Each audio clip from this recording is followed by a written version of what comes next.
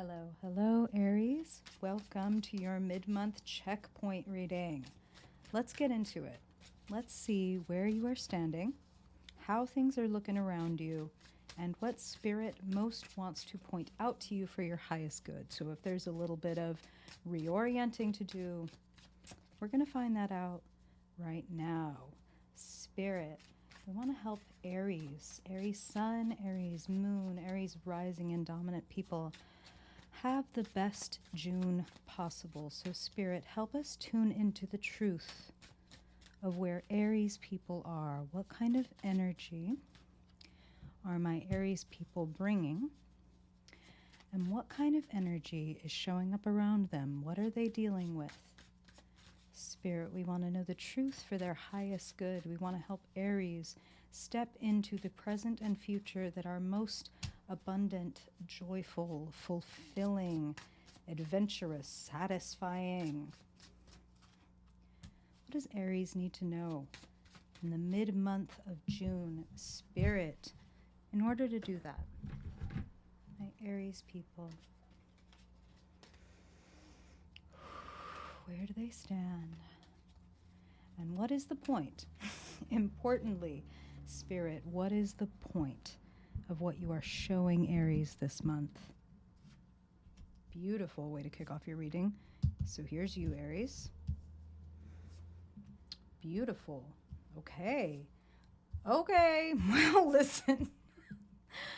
There has to be, every gardener knows that death and endings are a necessary part of growth and thriving.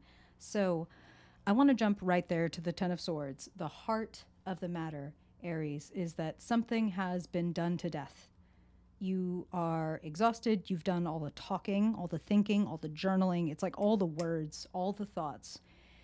And I feel like it's time to give yourself a bit of a break. So, Nine of Pentacles, here you stand. Fulfilled, you should be proud of yourself. You've created some amazing things. Nine of Pentacles represents kind of the fruits of our labor.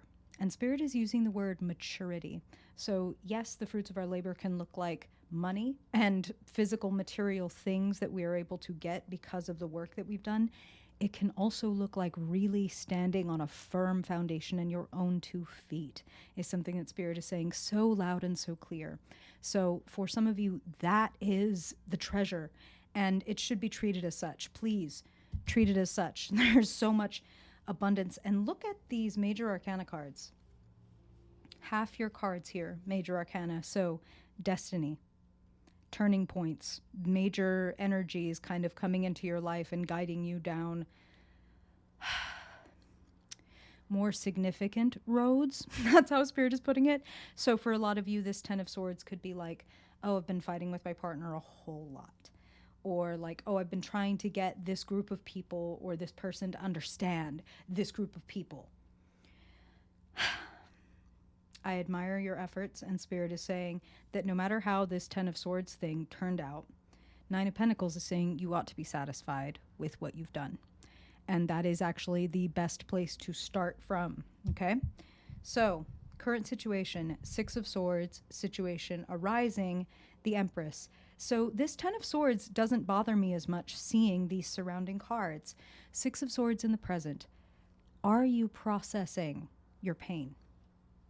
Are you processing your difficult thoughts? Are you making sense of what you've been through and allowing yourself to transition? If you're trying to skip over it, if you're trying to, like, can you imagine her just trying to hop up out of that position and go around and navigate life with 10 swords in her back, bumping into things, hurting herself constantly, everybody looking at her like she's nuts, like, what are you doing? Why? So, perfect time at the June checkpoint. And this is a card of moving forward, moving on, clearing the way. What have your experiences taught you? What will you never need to do again? It's like, I never need to open this many tabs on how to handle this ever again. What have I learned? This. How will I use it to navigate forward? That is the only worthwhile route of inquiry. Okay, not why did this happen to me? Why did they do that? Why don't they understand? It's not that those aren't valid questions or understandable ones. It's just that those aren't going to have satisfying answers. That's just what Spirit is saying. It's all about you. The Hermit, just to, spoilers, jump to your long-term future. The Hermit is number 9, and all 9s in the minor arcana are the descendants of the majors. So standing on your own 2 feet, trusting your point of view. Big Aries energy. But it's also very calm. Calm energy. The Hierophant, the Empress, the Hermit. None of these are runners, So, situation arising, the Empress. As you clear your mind, you will have a satisfying rush of creativity, of pleasure. This is something that Spirit is saying. So for some of you, maybe there's like a little bit of like writer's block or creative block, whatever, depending on like kind of your form of expression. There might have been like an overabundance of static and thinking and planning and blah, blah, blah, and it's exhausting. And you want to create the conditions for more ease, more pleasure. I see that showing up for you as you take these swords and learn, you know what? I don't actually work very well with people that are like that. Or when I push myself through exhaustion, I end up on my back for 10 days because I have a flare up. You know what I'm talking about? I will take that and I will learn from it. It was difficult, it was painful. So the best thing I can do with this difficult, painful thing that I've been through is to learn from it so I don't have to go through it again. And so actually, if anything, my life can improve and I can become more whole and broader and bigger than I was before this happened to me, which can seem impossible when we're hurting. You know what I'm talking about? The Empress says, mother yourself, tend to yourself, bask.